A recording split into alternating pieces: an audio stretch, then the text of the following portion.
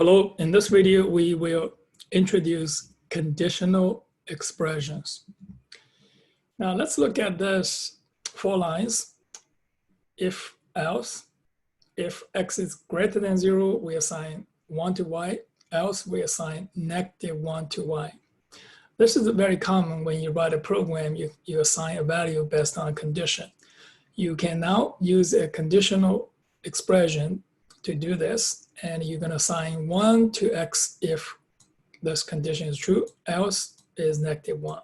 So instead of using 4 lines, we write it in 1 line.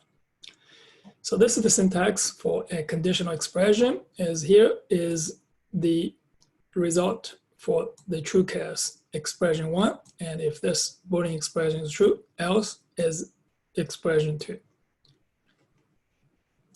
For example, we can find the max between the two numbers if number 1 is greater than number 2. So this is number 1 and else is number 2. So that is the max.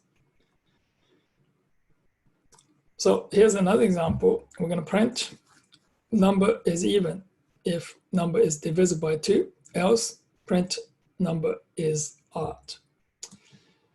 That is all for conditional expressions. See you on the next video.